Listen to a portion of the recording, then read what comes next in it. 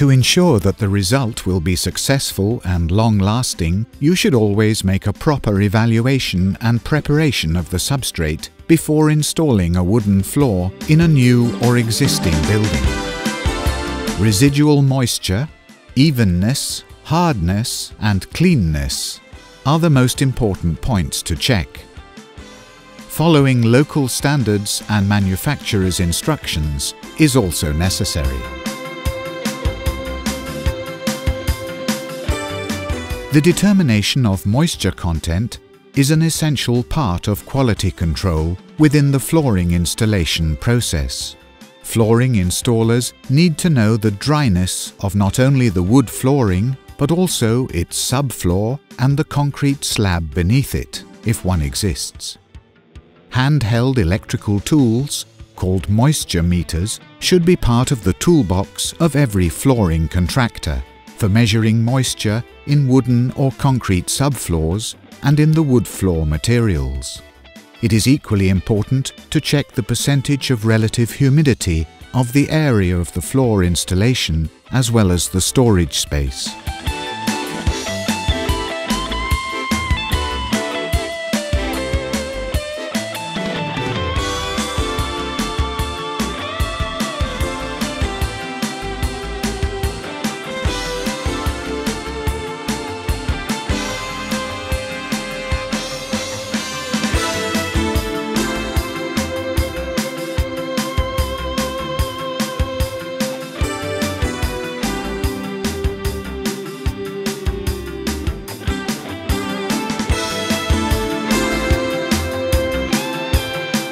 Prior to any other work, the subfloor must always be sanded.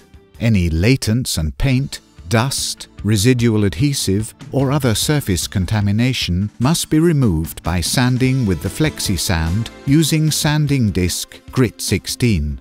In the case of concrete, shot blasting may be necessary. Cleaning the surface with an industrial vacuum cleaner is recommended.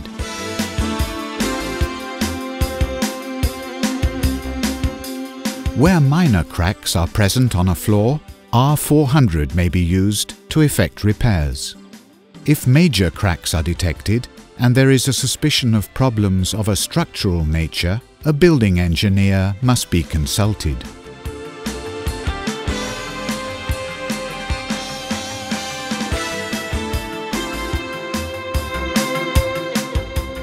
Sometimes it is not possible to wait until a subfloor is completely dry. Protect the wooden floor from moisture evaporating from the substrate with a liquid damp-proof membrane.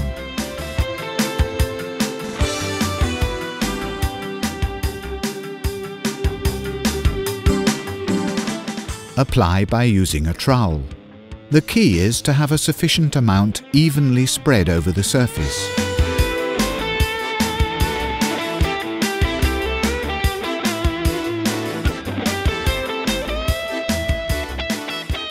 After blocking out the residual moisture, there are two options. If the subfloor is even, it is possible to install the wood floor directly on the surface. If it is uneven, leveling is the next obvious step. Leveling compounds are most commonly used to level the uneven areas and/or match the levels between adjacent areas. Fitting a wooden floor on a perfect subfloor is indisputably convenient, and the work progresses much faster. However, there are other good reasons to justify the leveling. Leveling also optimizes the strength and the absorbency of the subfloor. Wood floors are subjected to dynamic and static loads that have to be absorbed by all construction materials involved. Dynamic loads result, for example, from walking on the floor. Static stress is caused by hindered expansion or shrinkage of wood, which is a result of the normal variation of the humidity in the ambient air. With changing moisture, wood changes its dimensions.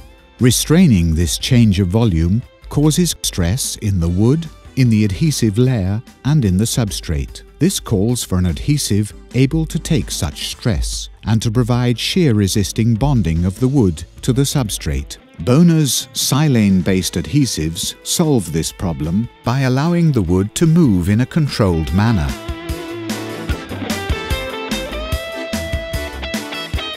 Expanding and shrinking during seasonal humidity changes. This elasticity reduces the stress placed on bonds, and because of its strength, minimizes gaps between planks. However, for special situations, Bona also offers a wide range of other adhesives. The main arguments for gluing down wooden floors. A glued-down wooden floor reduces the walking noise level in the room. It is possible to mix different kinds of woods and create a variety of patterns. A glued-down floor is much easier to sand, and less wood is removed. A glued-down floor can be laid on large surfaces and through different rooms without expansion joints. A glued-down floor interacts perfectly with underfloor heating.